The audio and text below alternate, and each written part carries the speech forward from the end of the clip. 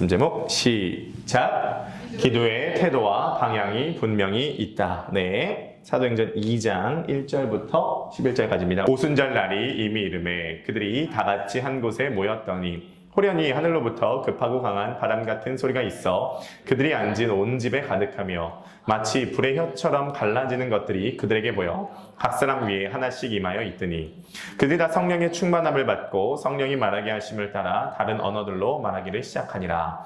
그때 경건한 유대인들이 천하 각국으로부터 와서 예루살렘에 머물러 있더니 이 소리가 나매 큰 무리가 모여 각각 자기의 방언으로 제자들이 말하는 것을 듣고 소동하여 다 놀라 신기하게 여겨 이르되 보라, 이 말하는 사람들이 다 갈릴리 사람이 아니냐? 우리가 우리 각 사람이 난 곳 방언으로 듣게 되는 것이 어찌 됨이냐? 우리는 바데인과 메데인과 엘람인과 또 메소보다미아, 유대와 갑바도기아, 본도와 아시아, 부르기아와 밤빌리아, 애굽과 및 구레네에 가까운 리비아 여러 지방에 사는 사람들과 로마로부터 온 나그네 곧 유대인과 유대교에 들어온 사람들과 그레데인과 아라비아인들이라. 우리가 다 우리의 각 언어로 하나님의 큰 일을 말함을 듣는도다 하고 아멘.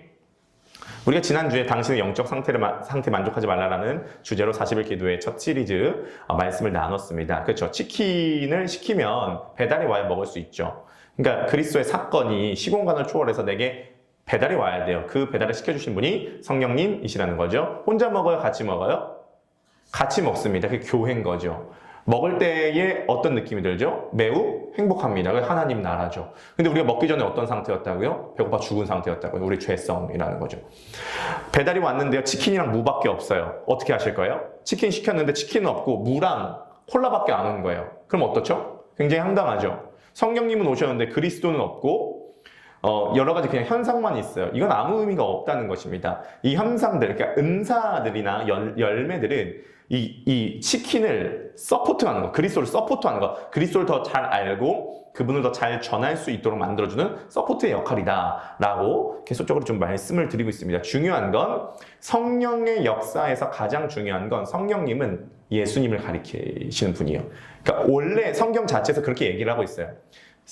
예수님 본인이 직접 말씀하셨어요. 성령님이 오시면 나를 가리킬 것이다 라고 본인이 직접 말씀하셨죠. 네, 오늘은 이제 기도의 태도와 방향이 분명히 있다라는 주제로 우리가 한번 말씀을 나눠보도록 할 텐데, 존 고든이라고 하는 이제 미국 경제학자, 이제 에너지 버스라고 하는 그 베스트셀러를 적은 저자가 뭐라고 얘기를 했냐면, 우리 인용문 한번 띄워봐 주시겠습니까? 네, 인생에서 가치 있는 것, 우리 한번 읽어보실까요? 시작. 인생에서 가치 있는 것, 당신이 소망하고 이루고 싶은 것, 당신이 누리고자 하는 것은 모두 오르막이다. 문제는 대다수 사람의 습관이 내리막이라는 사실이다. 그러니까 이제 이 존 고든이 하는 말의 핵심이 뭐냐면은 인생에 있어서 가장 중요하고 가치 있는 것은 다 오르막길인데 문제가 뭐냐면은 우리의 습관이 내리막길이라는 거예요. 이건 뭐 어떻게 보면 당연한 얘기인데 조금 와닿더라고요. 이번 주에 이 문장을 보는데요. 우리는 편하고 가만히 있어도 릴렉스하고 우리의 생각이 퍼지는 것에 익숙해. 우리의 습관이 내리막길이라는 거예요. 근데 가치 있고 의미 있는 건 모두 다 오르막길이라는 거죠. 제가 요번에 이제 40일 기도회를 하면서 제 개인적인 챌린지를 아침마다 수행을 하고 있습니다. 그게 뭐냐면 아침에 일어나면은 일단 15분 동안 운동을 합니다. 스트레칭과 웜업 운동을 합니다. 그리고 15분 동안 기도를 합니다. 그리고 15분 동안 말씀을 보고요. 그리고 비타민과 당근가루와 사과식초를 먹습니다. 그리고 난 다음에 샤워를 합니다. 그리고 샤워의 맨 마지막에는 반드시 가장 차가운 물, 끝까지 돌려서 가장 차가운 물로 샤워를 합니다. 그 찬물로 샤워하기 전에는 굉장히 그 갈등이 있습니다. 그런데 한국 초창기 부흥사인 김익두 목사님께서 항상 아침에는 찬물 샤워를 했다는 것에 도전을 봐서 아침에 마무리 찬물 샤워로 하게 됩니다. 월화수목금 중에 지금 5일이 지났는데 월화수목금 중에 하루 빼고는 4일을 이렇게 살아봤습니다. 아침에 일어나면은 운동, 말씀, 기도, 그 다음 비타민과 사과식초, 그 다음에 찬물 샤워 이렇게 살아봤는데 확실히 아침 출발을 오르막길로 출발할 때와 내리막길로 출발할 때는 하루가 완전 다릅니다. 아침에 딱 일어나서 피곤해서 좀 더 자고 그냥 아무것도 안 하고 졸린 눈으로 샤워하고 나갔을 때랑 요 4가지에서 5가지 딱 하고 왔을 때는 집중도가 확실히 달라서 그날은 저녁 때까지 집중도가 이어지더라고요. 그래서 그 집중도가 어떠냐면 제가 사실은 저녁 때 됐을 때 조금 창피한 얘기지만 그전에는 저녁 때 됐을 때는 독서할 수 있는 집중력이 안 생겼습니다. 그래서 저녁 때는 풀어졌어요. 그런데 이렇게 살아보니까 저녁 때 돼도 독서할 수 있는 집중력이 남게 되더라고요. 에너지 버스가 괜히 나온 게 아닌 것 같아요. 그래서 오르막길로 출발해야 끝까지 집중할 수 있는 것들이 필요하다는 거죠. 제가 이 말씀을 왜 드리냐면은 모든 가치 있는 것은 오르막길인데 우리의 습관이 내리막길이라는 게 지금 문제인데 기도에도 적용이 됩니다.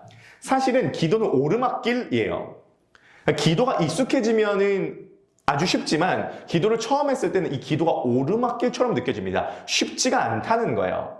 그래서 우리는 편안한 내리막길을 선택합니다. 사실 40일 기도회를 하는 것은 굉장한 오르막길을 우리가 지금 오르고 있다라고 볼 수가 있겠습니다.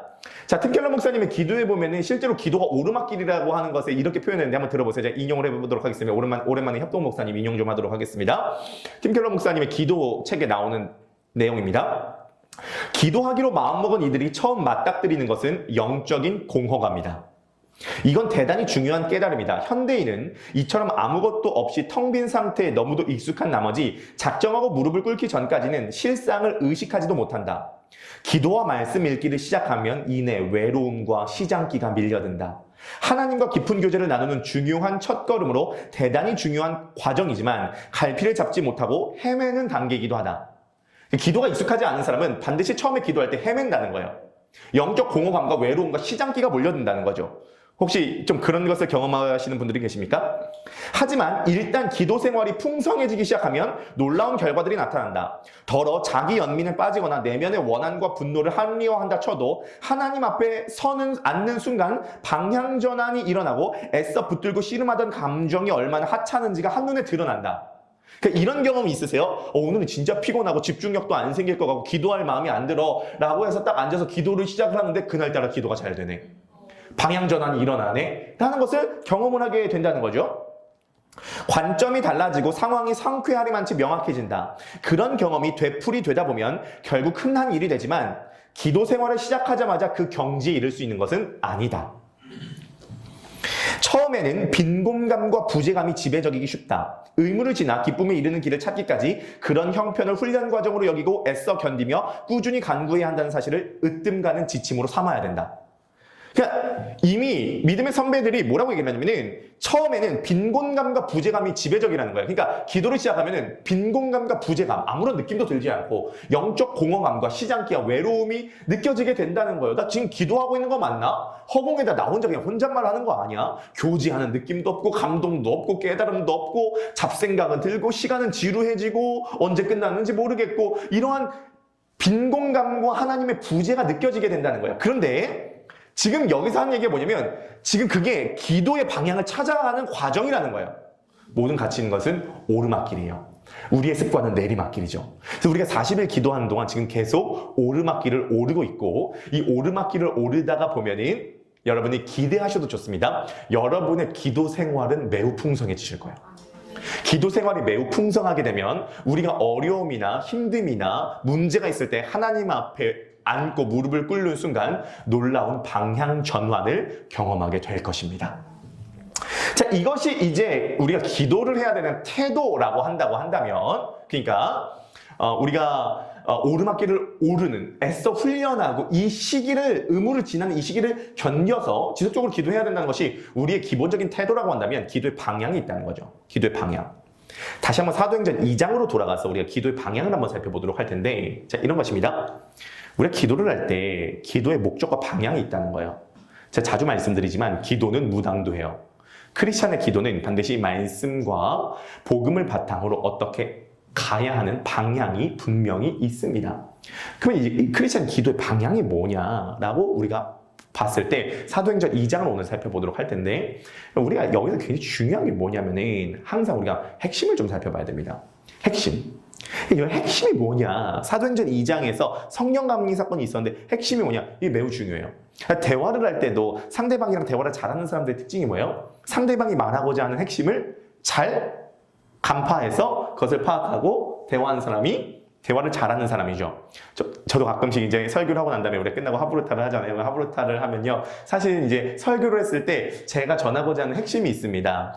여러 가지를 전하면 안 되기 때문에 항상 한 가지만 전하자라는 마음으로 전하거든요. 이 한 가지를 전하기 위해서 여러 가지가 이 한 가지를 좀 서포팅하는 개념으로 개념을 삼습니다. 뭐 아셨는지 모르시는지 모르겠지만 한 가지를 전하고 나머지는 이 한 가지를 서포팅하는 건데 같이 대화를 나누다가 보면은 이분이 은혜 받은 건 이 핵심이 아니라 이 서포팅도 아니라 이 서포팅을 서포팅해주는 지나가는 말에서 이렇게 막 은혜를 받고 도전을 받는 모습을 보게 됐을 때 할렐루야 주님께서 은혜 주셔서 감사합니다 라고 하지만 제가 오늘 얘기하고자 하는 그 설교의 핵심은 그게 아닌데 하는 이렇게 그 표류하는 게 느낌이 느껴집니다. 하지만 우리가 또 이제 각자의 과정이 있기 때문에 그런 거죠. 그러니까 핵심을 파악하는 게 매우 중요해요. 사도행전 2장에서도 보면은 이 핵심이 있어요. 성령님이 임하셨을 때 이 핵심이 있는 겁니다. 자, 그러면 결론부터 말씀드리고 출발하도록 하겠습니다. 왜냐면 우리가 또 가다 보면 까먹을 수가 있기 때문에 결론부터 내리고 가보도록 할게요. 사도행전 2장이 처음으로 성령님이 임하셨죠? 언제 임하셨죠? 오순절이죠. 자, 좀 기본부터 잠깐만 잡고 가도록 하겠습니다. 유대인에게 3대 절기가 있습니다. 3대 명절이 있죠. 어떤 절기죠? 유월절, 오순절, 초막절, 그렇죠. 유월절, 오순절, 초막절입니다. 그래서 유월절에서부터 며칠이 지나면 오순절이죠? 10일. 10일이요? 40일. 40일이요? 50일. 3일이요?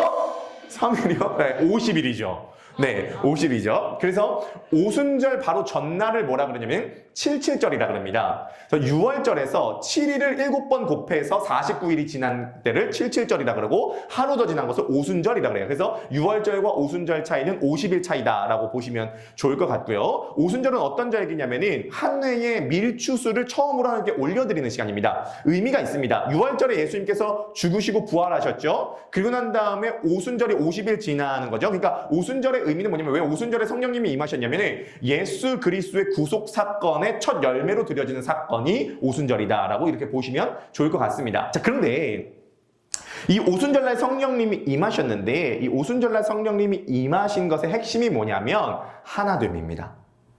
하나됨. 핵심이 뭐라고요? 하나됨입니다. 자, 지금도 그 이유를 말씀드리도록 하겠습니다.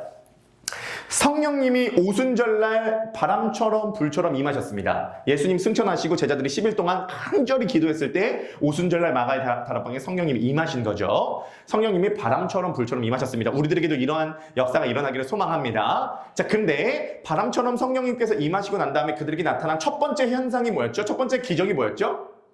방언이었습니다. 그렇죠. 방언이었습니다. 이 방언이 첫 번째로 임했습니다. 자, 오늘 이 방언의 의미에 대해서 말씀을 드리도록 하겠습니다. 매우 중요한 의미입니다. 저는 이 방언에 애증이 있는 사람입니다. 방언에 매우 애증이 있는 게 뭐냐면 저는요, 제가 진짜 이거는 솔직하게 말씀드릴게요. 진짜 솔직한 겁니다. 거짓이 없습니다. 저는 50평대 아파트 사는 사람보다 방언하시는 분이 더 부럽습니다. 전 100% 진실이에요. 정말 진실입니다. 저는 방언이 너무 받고 싶었어요. 방언은 받고 싶어요. 그래서 이런 기도회 같은 거 하면 항상 기도 제목 1번이 방언 주세요. 항상 기도 제목이 방언 주세요. 저는 진짜 방언 막 유치하시는 분들 이렇게 하면은 진짜 의도 딱 보니까 한 절반 방언하시고 절반 방언 못 하시는 것 같은데 방언하시는 분이 너무 부러운 거예요. 너무 부러운 거예요. 방언하시는 분. 옛날부터 너무 부러운 거예요. 그래서 저는 기도원도 많이 다녔잖아요. 기도원 이제 다니면은 방언이 또 보통 애기 방언이라 그러잖아요. 랄랄라 따따따 애기 방언이라고 하고 이 휘황찬란한 방언이 있잖아요. 막 엄청 이렇게 말처럼 하는 그런 방언. 너무 부럽다. 너무 부럽다. 그래서 저는 20대 때 진짜 실제로 방언을 받고 싶어서 근데 방언이 안 주시는 거예요. 진짜 기도 열심히 제가 금식도 하고 나름대로 할 수 있는 거 다 하는데 방언 안 주시는 거예요. 그래서 제가 솔직하게 얘기해서 혼자서 혀를 의도적으로 꼬으려고도 막 해봤어요. 혼자서. 이렇게 꼴깁니다. 안 꽈지더라고요. 이게 안 꽈지더라고요. 뭐 나중에 됐을 때에 이제 이찬수 목사님이나 오카노 목사님도 방언을 못한다는 얘기를 듣고 그 두 분의 사모님은 둘 다 방언을 하시는데 이찬수 목사님과 오카노 목사님도 방언을 못한다는 이야기를 듣고 저도 좀 위로를 받았는데요. 저는 방언하시는 분이 여전히 부럽고 방언은 소중한 거라고 생각을 하고 방언은 하나님과의 교제에 매우 중요한 수단이 된다고 생각합니다. 자, 그런데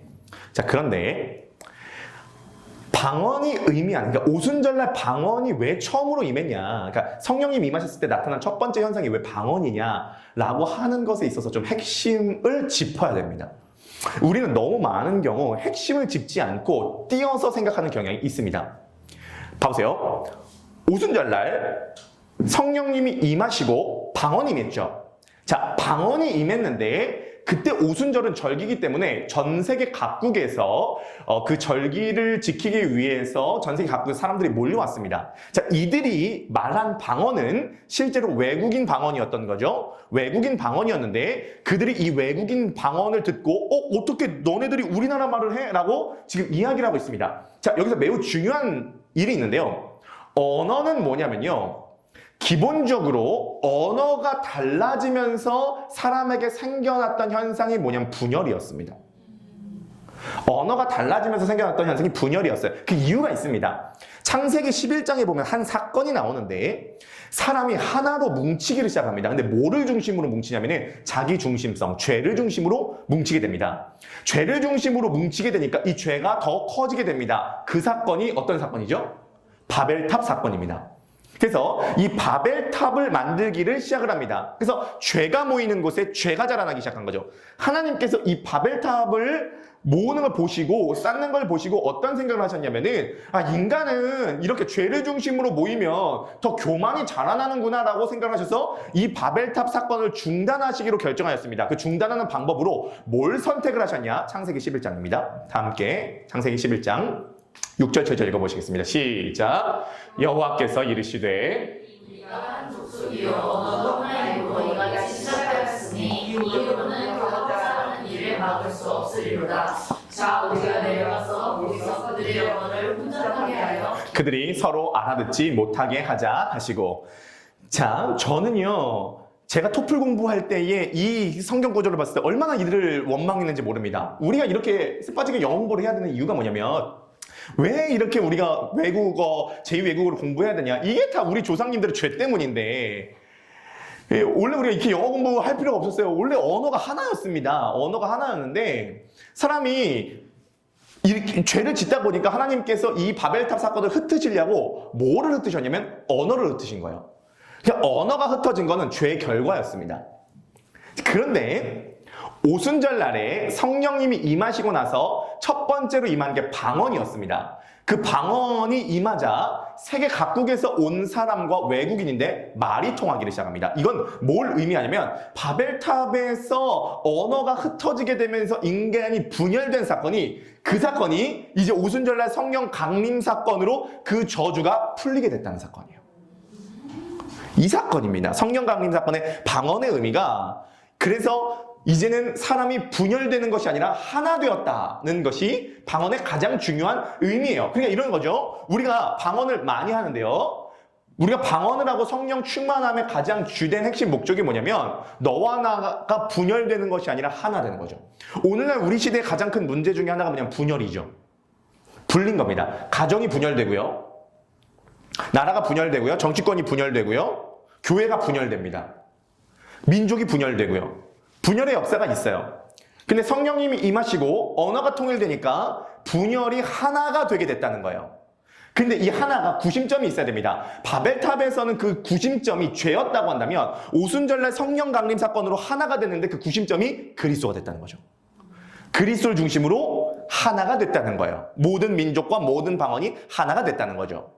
자, 그래서 우리 사도행전 2장 44절부터 47절 하나 된 사건을 결론적으로 이렇게 표현하는 거죠. 다 함께 한번 읽어보시도록 하겠습니다. 시작. 믿는 사람이 다 함께 있어 모든 물건을 서로 통용하고 또 재산과 소유를 팔아 각 사람의 필요를 따라 나눠주며 날마다 마음을 같이하여 성전에 모이기를 힘쓰고 집에서 떡을 떼며 기쁨과 순전한 마음으로 음식을 먹고 하나님을 찬미하며 또 온 백성에게 칭송을 받으니 주께서 구원받는 사람을 날마다 더하게 하시니라. 아멘. 그런 거죠. 성령님이 임하시니까 그리스도 중심으로 분열된 게 하나가 된 거예요. 그래서 하나가 된 그 현상이 뭐라고 하냐면 믿는 사람이 다 함께 있어서 물건을 서로 통용하고 자기 재산을 팔아서 필요한 자에게 다 나눠주고 날마다 같이 마음을 함께해서 성전에 모이기를 힘쓰고 기도하고 기도하는 이러한 아주 이상적인 공동체가 형성이 됐다는 것이죠. 요거를 잘못 따라하면 이단되든지 공산주의 되는 거겠죠.